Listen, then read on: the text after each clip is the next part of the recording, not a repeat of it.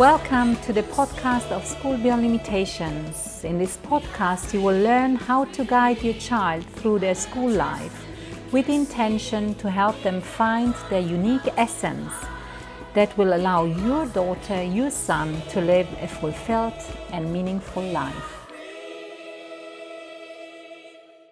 How can I empower my child to navigate emotions? My name is Dr. Martina Geromin. I'm the co-founder, CEO and designer of School Beyond Limitations. And if you would like your child to live a fulfilled and satisfied and serene life, then this is the right channel for you. Well, how can I help my child, my daughter, my son to navigate emotions? Emotions are an important part of our lives.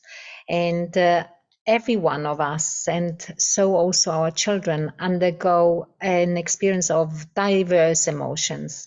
And their reality has become increasingly complicated and complex because of the exposure to social media, to internet, to what the expectations are in school and beyond, and the peer group pressure and so forth. So we see it constantly, we witness constantly the pressure that our students and our children are exposed to.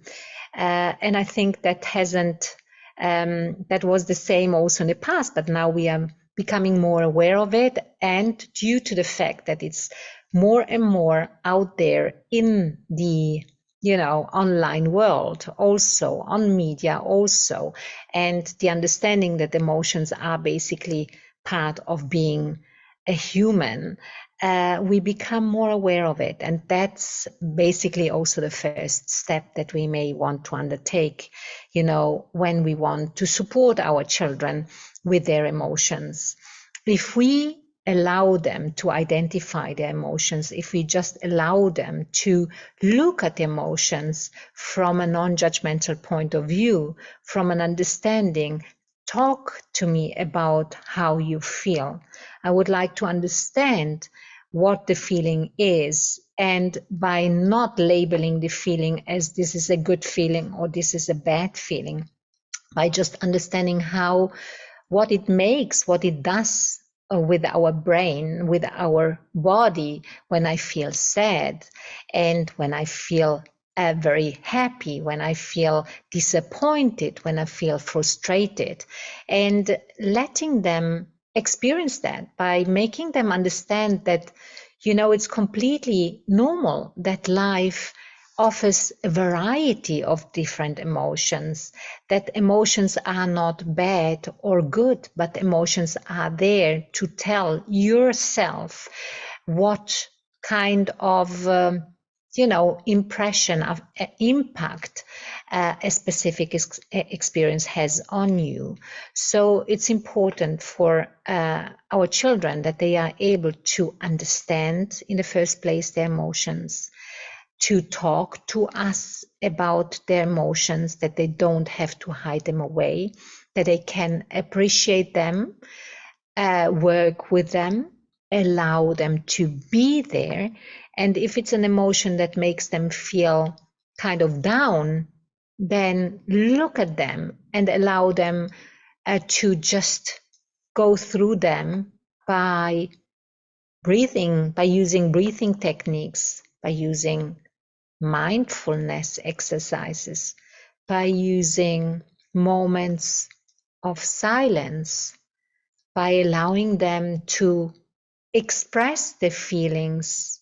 Then afterwards, in a way, if they can't do it verbally, they may want to write about it. They may want to find a music piece that helps them understand their emotion.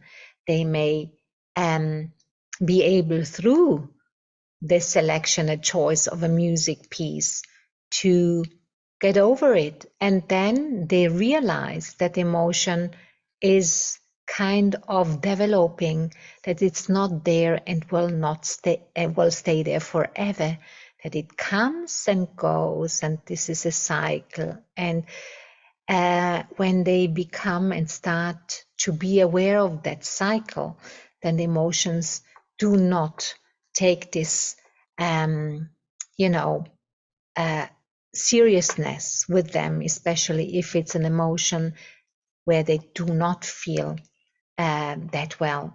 And I think what's also important is that we allow them to have emotions where they do not feel well, and that they have a right to have such emotions and to express them, and to take an approach towards emotions that they do not harm other people, of course, with that they can start finding regulation systems within themselves with our help, with the help of others, how to approach an emotion that doesn't make them feel well.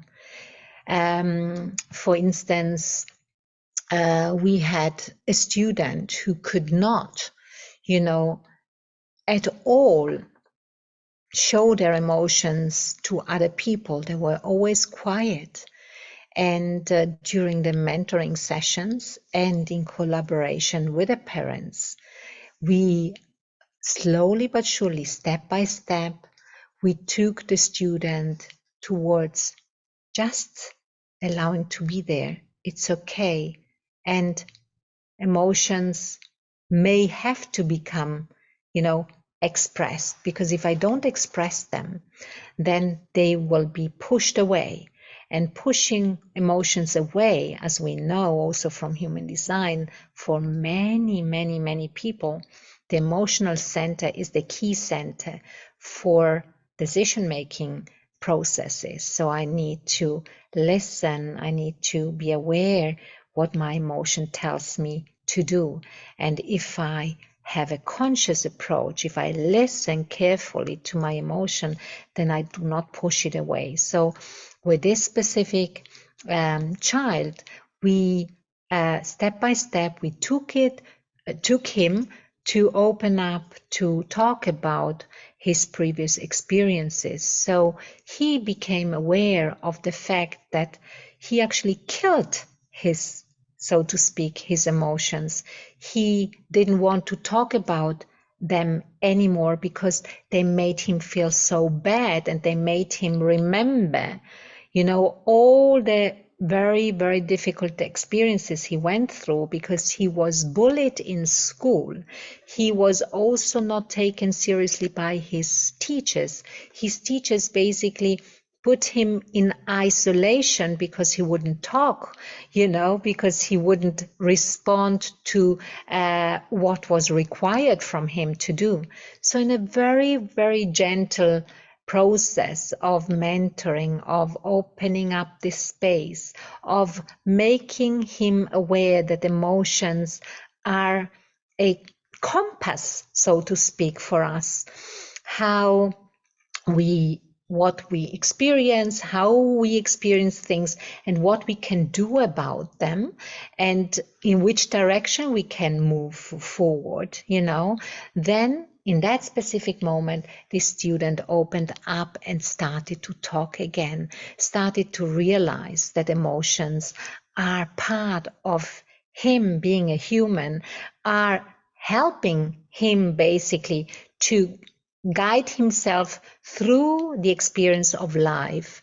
If for a long time he feels frustrated within a setting or in a specific relationship, then it's important to voice it, to see it, to just relax first and then talk to the other person instead of just keeping it for oneself. So what can I do as a parent, as an educator, as mentioned before, is really make the student aware, your child aware, that emotions are there to help us. Emotions are there to make us aware how we function. Emotions are making us aware whether we are in the right place or whether we are undergoing the right pathway, whether we should change something, adjust something. And of course, the way I do react to my emotions, that makes the big difference. So of course, This is a self-regulating approach that can only be activated if I role model to my child, to my student, how to approach emotions, that I can just look at them, I leave them there, I go into a moment of silence, mindfulness, as mentioned before. I self-reflect. I try to understand, is it coming from within? Is it really coming from within? Do I just get triggered because there are previous experiences that make me feel that way? And then I look back at the previous experiences and understand maybe that I may want to work on those traumas, and then slowly but surely I get out of that with the help of others, but also with my own help, with my own strategies. And those mindfulness strategies and meditation and breathing strategies are extremely important. And then the next layer comes, and I look at how can I solve this situation, problem solving skills. So what can I do if I have a problem with a teacher, if I have a problem with a friend, if I have a problem with a relative? How can I approach that?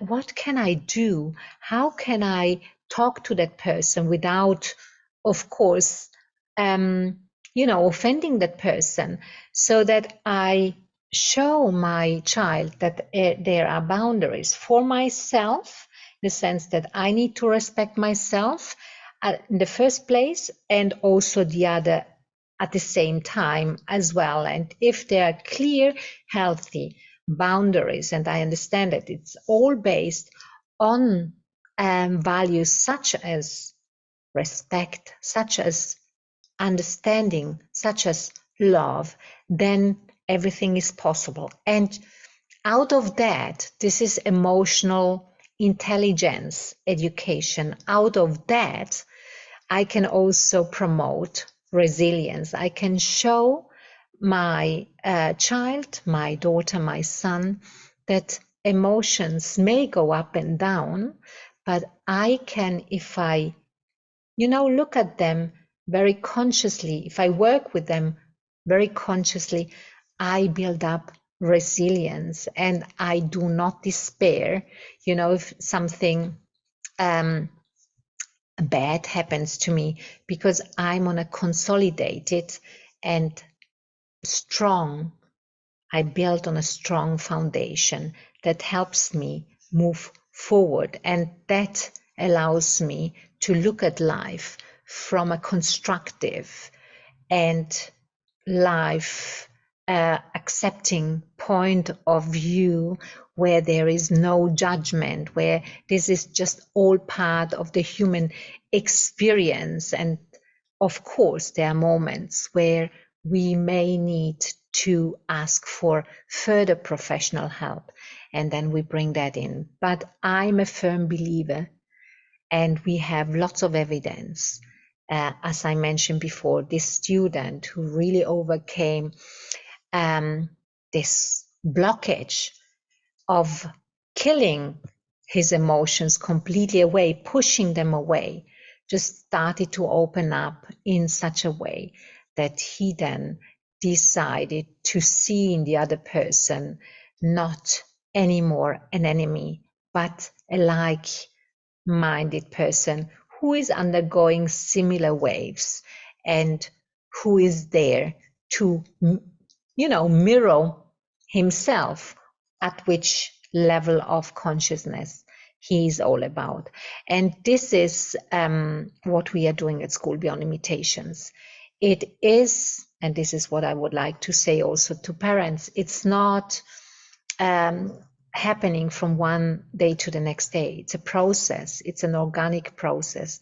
It all falls and works on the basis of how we as adults actually cope with that. Emotional intelligence education is a lifelong process, and there are the strategies I talked about before, if implemented on a regular basis, they will raise this consciousness and they will, project your child into a different level of awareness that allows them to be, all embracing human beings who do not say this is bad or this is good, who say this is part of being a human being, this is part of being human, and they not only accept it, they appreciate it at the end of the day. And this is what we are doing at School Beyond Limitations on a daily basis. If this resonates with you, then please reach out to us. You will find the website in the description. At School Beyond Limitations, we support our students find their unique essence. Feel free to share the content of this podcast with other parents. We are here to show that your children can, indeed, bring their unique essence into life. So, reach out to us if you think that this is what you'd like your daughter, your son to experience, or apply through our website. Also, leave your comments, your questions, or your review about the podcast. Share it with others. And, as you know, sharing is caring.